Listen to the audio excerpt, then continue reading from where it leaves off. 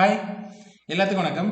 நம்ம என்ன பண்ண போறோம்னா இன்னைக்கு லீன் மேனுஃபேக்சரிங் அதை பத்தி ரொம்ப டீட்டெயிலா தெளிவா பார்க்க போறோம். இந்த லீன் மேனுஃபேக்சரிங்னா என்ன, அதோட பிரின்சிபல், இதோட ஃப்ரேம் ஒர்க் எல்லாத்தையுமே டீட்டெயிலா நான் உங்களுக்கு எக்ஸ்பிளைன் பண்ண போறேன்.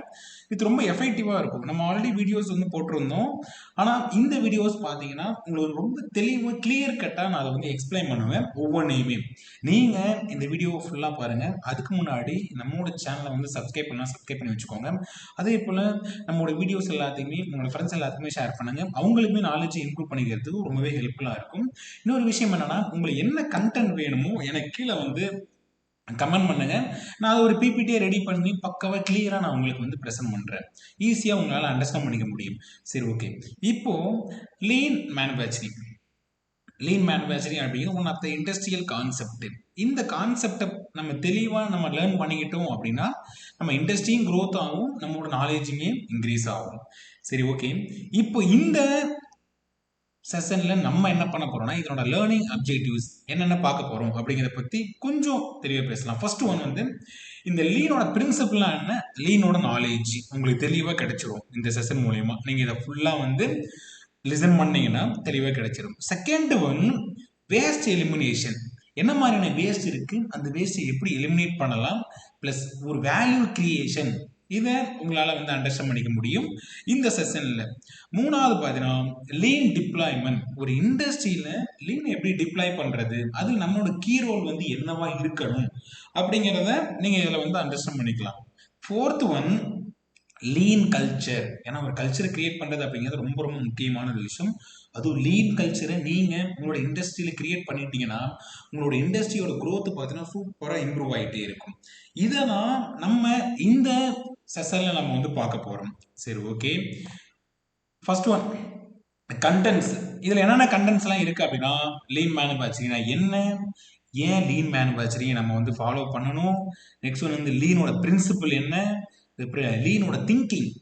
நம்ம இந்த லீன் மேனுஃபேக்சரிங் நம்மளோட திங்கிங் எப்படி இருக்கணும், அதோட ஃப்ரேம் ஒர்க், அதில் இருக்கக்கூடிய வேஸ்ட், இது எல்லாமே நீங்க இந்த செஷன் மூலயமா நீங்க அண்டர்ஸ்டாண்ட் பண்ணிக்கலாம்.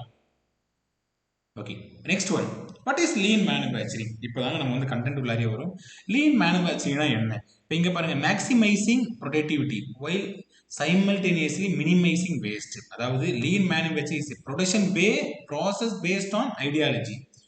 இப்போ இது பாத்தீங்கன்னா ஒரு ப்ரொடக்ஷன் ப்ராசஸ் பேஸ்ட் ஐடியா. இதை வச்சு நம்ம என்ன பண்ணலாம்னா ப்ரொடக்டிவிட்டி இன்க்ரீஸ் பண்ணலாம், வித் அதே சேம் டைம்ல வேஸ்ட் மினிமைஸ் பண்ண முடியும். மேனுஃபேக்சரிங் ஆப்ரேஷன் நம்மளோட நோக்கமே என்னன்னா வேஸ்ட் மினிமைஸ் பண்ணணும், வித் ப்ரொடக்டிவிட்டியை பார்த்தி அப்படின்னா மேக்ஸிமைஸ் பண்ணணும், அதை அதிகப்படுத்தணும். அதுல ரொம்ப முக்கியமான ஒரு விஷயம் என்ன அப்படின்னா நாட் வேல்யூ. அதாவது நம்ம பண்ற ஒரு சில ஆக்டிவிட்டிலாம் வேல்யூவே இல்லாமல் இருக்கும் பார்த்தீங்களா, அந்த மாதிரியான ஆக்டிவிட்டிஸ் நம்ம ஃபைன் பண்ணி அதை எலிமினேட் பண்ணணும். அதான் லீனோட முக்கியமான ஒரு நோக்கம். இப்போ இங்க பார்த்தீங்கன்னா a way to do more and more with less and less human effort, less equipment, less time, less space, while coming closer and closer to providing customers exactly what they want. இதாங்க நம்ம லீனோட முக்கியமான நோக்கமே. என்னன்னா human effort அதிகமாக இருக்கக்கூடாது, எக்யூப்மெண்டோட effort அதிகமாக இருக்கக்கூடாது, time ரொம்ப கம்மியாக இருக்கணும், ஸ்பேஸ் ரொம்ப கம்மியாக இருக்கணும். இதெல்லாம் வச்சு எஃபெக்டிவாக கஸ்டமர் கேட்ட அந்த ஒரு ப்ராடக்டை அவங்களுக்கு ஆன் டைம்ல நம்ம கொடுக்கணும். ப்ளஸ் என்ன கேட்குறாங்களோ அதை கொடுக்குறது. அதான் லீன் மேனுஃபேக்சரிங். இப்போ லீன் மேனுஃபேக்சரிங் என்ன அப்படின்னு உங்களுக்கு தெரிஞ்சிருக்கும். என்ன ஒன்று வேஸ்ட்டை மினிமைஸ் பண்ணிட்டு ப்ரொடக்டிவிட்டியை மேக்ஸிமைஸ் பண்ணணும். அப்படி மேக்ஸிமைஸ் பண்ணும்போது அதில் இருக்கக்கூடிய என்பிஏ என்ன அப்படிங்கிறத நம்ம கண்டுபிடிக்கணும். ஏன்னா எப்போதுமே என்பிஏவுக்கு கஸ்டமர் பே பண்ண மாட்டாங்க, அவங்க ப்ராடக்ட் தான் பே பண்ணுறாங்க. இப்போ நம்ம ஒரு ப்ராடக்ட் மேனுஃபேக்சரிங் பண்ணி கொடுக்குறோம் அப்படின்னா அந்த ப்ராடக்ட்டுக்கு தான் கஸ்டமர் பே பண்ணுறாங்களே தவிர நம்ம உள்ளுக்குள்ளார பண்ணக்கூடிய என்பிஏ, அதாவது நான் வேல்யூ ஆடட் ஆக்டிவிட்டிக்கு கஸ்டமர் பே பண்ண மாட்டாங்க. அது நம்மளோட லாஸ் தான். அப்போ அதை எலிமினேட் பண்ணோம்னா நம்மளோட காஸ்ட் சேவ் ஆகும். Okay, next one. இப்போ why is lean manufacturing. Lean மேனுஃபேக்சரிங்னா ஏன் நம்ம ஃபாலோ பண்ணணும் அது பேசினது தான். ஃபர்ஸ்ட் ஒன்று எலிமினேட் வேஸ்ட். வேஸ்ட் எலிமினேட் பண்ணணும். ஏன் வேஸ்ட் எலிமினேட் பண்ணணும்? Cost factor. வேஸ்ட் பார்த்தீங்கன்னா காஸ்ட் ஃபேக்டர். நம்ம வேஸ்ட் எலிமினேட் பண்ணோம்னா காஸ்ட் சேவ் ஆகும். அந்த ரிசோர்ஸை வச்சு நிறைய ரிசோர்ஸஸ் வாங்கலாம். ப்ளஸ் ரொம்ப முக்கியமான விஷயம், it provides no value to product or service. இப்போ இந்த வேஸ்ட்லாம் இருக்குது பார்த்தீங்களா, அதாவது ப்ராடக்ட்டுக்கு அது வேல்யூவே இல்லை. ப்ளஸ் அதனால நிறைய லாஸ் ஆகும். அப்போ அந்த வேஸ்ட் எலிமினேட் பண்ணணும். அது லீனோட முக்கியமான ஒரு நோக்கம். Second one, improve quality. ஒரு ப்ராடக்ட்ல குவாலிட்டியை வந்து இம்ப்ரூவ் பண்றது, கஸ்டமர் என்ன கேட்குறாங்க அதை எக்ஸாக்டா அவங்களுக்கு வந்து பண்ணி கொடுக்கறது. Next one, reducing cost. காஸ்ட்டை வந்து கம்மி பண்ணணும். எந்த மாதிரிலாம் வந்து காஸ்ட் கம்மி பண்ணலாம்? ஃப்ளோ, ஒரு வேல்யூ ஃப்ளோவை கிரியேட் பண்ணுறது, கஸ்டமர் என்ன கேட்குறாங்களோ அதை மட்டும் பண்ணுறது, வேஸ்ட்டை ரெடியூஸ் பண்ணுறது. இது மூலயமா நம்மளால் என்ன பண்ண முடியும்னா காஸ்ட்டை வந்து சேவ் பண்ண முடியும், ரெடியூஸ் பண்ண முடியும். அதே போல் ரெடியூசிங் டைம். டைம்னா லீட் டைம் அப்படின்னு சொல்லுவாங்க பார்த்தீங்களா? ஒரு ப்ராசஸ் ஸ்டார்ட் ஆகுலேருந்து ஒரு ப்ராசஸ் எண்டு வரையும் ரொம்ப டைம் எடுத்துக்கும்.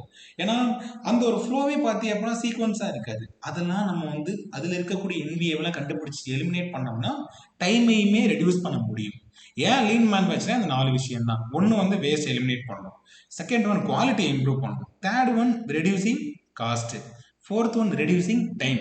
இதுக்கு தாங்க lean manufacturing. Okay, next one history. ஏன்னா ஹிஸ்ட்ரியை பற்றி தெரிஞ்சுக்கணும்னு அப்படின்னு சொல்லி நீங்கள் ஆர்வமாக இருப்பீங்க. இந்த லீன் எப்படி தாண்டா உருவானுச்சு அப்படின்னு நீங்கள் வந்து கேட்டீங்க அப்படின்னா, நம்ம சகிச்சி டொயோட்டோ இருக்காரு பார்த்தீங்களா, அவர் என்ன பண்ணாருன்னா ஒய் அண்ட் மிஸ்டேக் ப்ரூஃபிங், இந்த மிஸ்டேக் ப்ரூஃபிங் அப்படின்னு ஒரு கான்செப்டை அவர் வந்து கிரியேட் பண்ணாரு. அடுத்ததாக பார்த்தீங்க அப்படின்னா நம்ம இந்த கெய்ச்சிரோ டொயோடா ப்ளஸ் இவங்கெல்லாம் சேர்ந்து ஒரு டிபிஎஸ் அப்படின்னு ஒரு கான்செப்டை வந்து கிரியேட் பண்ணாங்க. ப்ளஸ் நம்ம டாய்ச்சி ஓனோ, டொயோட்டா ப்ரொடக்ஷன் சிஸ்டம், நம்ம டொயோட்டா ப்ரொடக்ஷன் சிஸ்டம் அப்படிங்கிற ஒரு கான்செப்டை வந்து கிரியேட் பண்ணது யாருன்னா டாய்ச்சி ஓனோ. இந்த லீன் குவாலிட்டி பிரின்சிபிள், நம்ம வில்லியம் எட்வர்ட் டெமிங் இருக்காரு பார்த்தீங்கன்னா, அவர் வந்து லீன் குவாலிட்டி பிரின்சிபிளை வந்து கிரியேட் பண்ணாரு. அதுக்கப்புறம் வந்து 1990 என்ன பண்ணாங்க, இந்த machine that change the world அந்த ஒரு கான்செப்டை வந்து கிரியேட் பண்ணாங்க. அப்படியே கொஞ்சம் கொஞ்சமாக வந்து இம்ப்ரூவ் ஆகிட்டு 96 வந்து லீன் திங்கிங் கிரியேட் பண்ணாங்க. அதுக்கப்புறம் பல பல இண்டஸ்ட்ரியில் அதை வந்து ஃபாலோ பண்ண ஆரம்பித்தாங்க. அதே இப்போ ஏரோஸ்பேஸ்லேயும் ஆட்டோமொபைல் இண்டஸ்ட்ரி எல்லா இண்டஸ்ட்ரியிலுமே இதை வந்து கொண்டு வர ஆரம்பித்தாங்க. அது மட்டும் இல்லாமல் சர்வீஸ் செக்டார்லையுமே இந்த கான்செப்டை வந்து இம்ப்ளிமெண்ட் பண்ணாங்க. ஃபைனலாக வந்து இப்போதைக்கு 2009 வந்து லீன் லீடர்ஷிப் கல்ச்சராக அதை வந்து டெவலப் பண்ணியிருக்காங்க. இதான் வந்து ஹிஸ்ட்ரி. மார்னிங், அதாவது ஸ்டார்டிங்கில் பார்த்தீங்கன்னா ஒரு மிஸ்டேக் ப்ரூஃபிங்காக உருவாக்கப்பட்ட ஒரு கான்செப்ட் இப்போதைக்கு லீன் லீடர்ஷிப் கல்ச்சராக இந்த அளவு டெவலப் ஆகிட்டு வந்து நிற்குது. இப்போது அடுத்தது 5 பிரின்சிபிள் ஆஃப் லீன் மேனுஃபேக்சரிங். இதில் இருக்கக்கூடிய ரொம்ப முக்கியமான ஒரு பிரின்சிபிள் பார்த்தீங்கன்னா ஒரு 5 பிரின்சிபிள் இருக்குது. அது என்னன்னா, first one identify value. Value என்ன அப்படின்னு தெரிஞ்சுக்கணும். Second one map the value system. Third one create flow. Fourth one establish pull. Fifth one seek perfection. இதான் வந்து 5 பிரின்சிபிள். இதில் ஒவ்வொரு பிரின்சிபிளாக நம்ம வந்து பார்க்கலாம். இந்த ஃபர்ஸ்ட் பிரின்சிபிள் இருக்கு பார்த்தீங்கன்னா, ஸ்பெசிஃபையிங் வேல்யூ. வேல்யூனா என்ன? அதாவது நம்மளோட வேல்யூ என்ன அப்படிங்கிறத கஸ்டமருக்கு நிரூபிக்கணும். அதாவது கஸ்டமரோட நீடு என்ன அப்படிங்கிறத நம்ம தெரிஞ்சுக்கிட்டு அவங்களுக்கு நம்ம வந்து பண்ணி கொடுக்கணும்.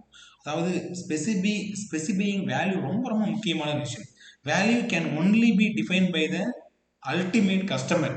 நம்மளோட வேல்யூ என்ன அப்படிங்கிறது யார் நிர்ணயிப்பான? கஸ்டமர் தான். நம்ம எந்த அளவு ப்ராடக்டை நம்ம கேட்குறத கொடுக்குறோமோ அந்த நம்மளோட வேல்யூமே கஸ்டமர் பாயிண்ட் ஆஃப் வியூவில் இன்க்ரீஸ் ஆகும். Second one identify and creative value stream. இந்த வேல்யூ ஸ்ட்ரீம் ரொம்ப ரொம்ப முக்கியம். இதை பற்றி ரொம்ப டீட்டெயிலாக நம்ம வந்து பேசலாம். இன்னொரு கண்டென்ட் நான் உங்களுக்கு வந்து ஷேர் பண்ணுறேன். இப்போது சப்ளையர்கிட்ட ஒரு ப்ராடக்ட் வருது, கஸ்டமருக்கு போகுது. இந்த ஃப்ளோவை வந்து நம்ம ப்ராப்பராக கிரியேட் பண்ணணும். இது ப்ராப்பராக கிரியேட் பண்ணிட்டோம் அப்படின்னா அன்வான்ட் ஆக்டிவிட்டீஸ் இருக்காது. கஸ்டமரோட தேவையான ப்ராடக்ட் வந்து ஆன் டைம் அவங்களுக்கு போகும். மூணாவது மேக்கிங் வேல்யூ ஃப்ளோ. இந்த ஃப்ளோ ரொம்ப ரொம்ப முக்கியங்க. இப்போது ஒரு பெரிய ஹில்ஸ்லேருந்து பார்த்தீங்கன்னா தண்ணி வருதுன்னு வச்சுக்கோங்களேன். தண்ணி வரும்போது பார்த்தீங்கன்னா அந்த ஃப்ளோ சரியில்லை அப்படிங்கிறப்ப தண்ணியோட ஸ்பீடு வந்து ரெடியூஸ் ஆகும். ப்ளஸ் அது மட்டும் இல்லாமல் நிறைய வேஸ்ட் ஆகும். ஆனால் அந்த ஃப்ளோவை நம்ம கரெக்டாக கிரியேட் பண்ணிட்டோம் அப்படின்னா ஸ்மூத்தாக வந்துகிட்டே இருக்கும். எல்லா இடத்துலையுமே ஈவனாக போயிட்டே இருக்கும். அதை நம்ம கிரியேட் பண்ணணும் ப்ரொடக்ஷன் ஏரியாவில். அது ரொம்ப முக்கியம். அடுத்தது புல் ப்ரொடக்ஷன், நாட் புஷ். இப்போ புல் அப்படின்னா நம்மளாம் எடுத்து அதை வந்து பண்ணணும், தள்ளக்கூடாது. அது ரொம்ப முக்கியமான விஷயம். இப்போ கஸ்டமர் யார் இருந்தாலுமே கஸ்டமர் நம்மளை நோக்கி இழுக்கணுமே தவிர நம்ம ப்ராடக்ட்டை உருவாக்கி வச்சுட்டு இதை வாங்கிக்கோங்க அப்படின்னு சொல்லிட்டு நம்ம தள்ளக்கூடாது. அது ரொம்ப முக்கியமான விஷயம். அடுத்தது striving for perfection.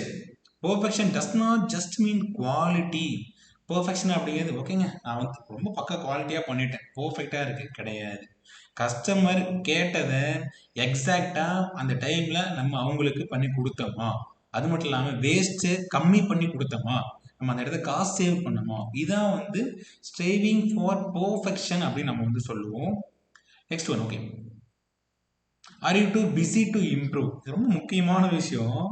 To have a culture of continuous improvement. இந்த கண்டினியூஸ் இம்ப்ரூவ்மெண்ட் கல்ச்சர் நம்ம கிட்ட கண்டிப்பா இருக்கணும். இப்போ இங்க பாருங்க, no thanks, we are too busy.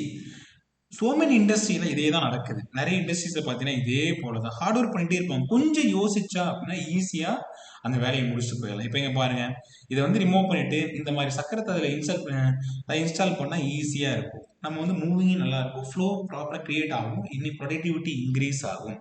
இதான் ரொம்ப முக்கியம். நெக்ஸ்ட் ஒன், இந்த திங்கிங். இப்போ வந்து நார்மலாக ஒரு ட்ரெடிஷ்னல் திங்கிங்க்கும் லீன் திங்கிங்க்கும் எந்த மாதிரி வித்தியாசம்? ட்ரெடிஷ்னல் திங்கிங்னா நார்மலாக நம்ம வந்து ஃபாலோ பண்ணுறது. இந்த லீன் திங்கிங் அப்படிங்கிறது இப்போ அந்த லீன் கல்ச்சர் மூலியமா ஃபாலோ பண்ணுறது. இப்போ லார்ஜ் பேட்சஸ் ரொம்ப அதிகமாக இருக்கும் ப்ரொடக்ஷன், ஆனால் இங்கே அப்படி கிடையாது, ஸ்மால் பேட்சஸ்.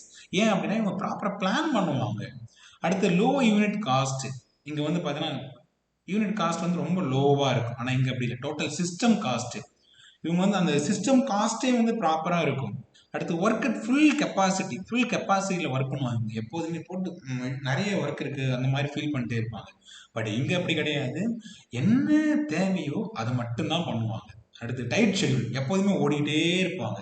இந்த மாதிரி திங்கிங்கில் இருக்க பீப்புள். பட் லீன் திங்கிங் அப்படி கிடையாது, ஃப்ளெக்சிபிள் ஷெட்யூல். ஏன்னா ஆல்ரெடி ப்ராப்பராக பிளான் பண்ணி வச்சிருப்பாங்க. ஃப்ளெக்சிபிளாக அவங்களோட ஒர்க் அப்படிங்கிறது இருக்கும். அடுத்தது ஹை டபிள்யூஐபி இன்வென்டரிஸ், அதாவது ஒர்க் இன் ப்ராசஸ். நம்ம வேலை பார்க்குற தேவையான இன்வென்டரி ரொம்ப அதிகமாக ஸ்டோர் பண்ணி வச்சுப்பாங்க. ஏன்னா நோ ப்ராப்பர் பிளானிங். பட் இங்கே அப்படி இல்லை, லோ இன்வென்டரி தான். ப்ராப்பராக பிளான் பண்ணுவாங்க, இன்வென்டரியுமே ரொம்ப லோவாக இருக்கும். அடுத்து ஹை லெவலாக ஸ்பெஷலைசேஷன் சொல்லுவாங்க. என்ன அப்படின்னா, ஏன்னா இங்கே இருக்கிற லேபர் வந்து அதாவது ஒரு ஆளுக்கு ஒரு வேலை தான் தெரியும், ஆனால் இங்கே அப்படி இல்லை, கிராஸ் ட்ரைனிங் பண்ணி வச்சிருப்பாங்க. ஒரே ஆளுக்கு பார்த்தீங்கன்னா ஒரு 5 ப்ராசஸ் இருக்குன்னு எல்லாத்தையும் பண்ணி வச்சிருப்பாங்க. அந்த மேன் பவர் வந்து ரொட்டேஷனில் வந்து யூஸ் பண்ணிட்டே இருப்பாங்க. அப்போ இது வந்து ரொம்ப ஈஸியாக இருக்கும். நெக்ஸ்ட் ஒரு லாங் சைக்கிள் டைம். ஒரு ப்ராசஸ் முடிகிறது ரொம்ப டைம் எடுக்கும். பட் இங்கே அப்படி இல்லை, ஷார்ட் சைக்கிள் டைம் அப்படிங்கிறது ரொம்பவே ஷார்ட்டாக இருக்கும். ஓகே, இப்போ என்ன பண்ணோம்னா ட்ரெடிஷ்னல் வைஸ் லீன் திங்கிங் இதை வந்து பார்த்தோம். ஓகே, 10 ஸ்லைட் இதோட நம்ம வந்து கம்ப்ளீட் பண்ணிப்போம். நாளைக்கு என்ன பண்ணுவோம்னா இந்த லீன் மேனுஃபேக்சரிங்கோட ஃப்ரேம் ஒர்க்கை நான் உங்களுக்கு தெளிவாக ஒவ்வொன்றா எக்ஸ்பிளைன் பண்ணுறேன். ஓகேவா? இப்போ இந்த வீடியோஸ் உங்களுக்கு எந்த அளவு யூஸ்ஃபுல்லாக இருந்துச்சு அப்படின்னு சொல்லிட்டு மறக்காம கீழே வந்து கமெண்ட் பண்ணுங்க. இந்த வீடியோஸ் பிடிச்சதப்போ உங்கள் ஃப்ரெண்ட்ஸ் எல்லாத்துக்குமே ஷேர் பண்ணுங்க. இதே போல் நெக்ஸ்ட் ஒரு இன்ட்ரெஸ்டிங்கான வீடியோட நம்ம அடுத்த மீட் பண்ணுவோம். பாய்.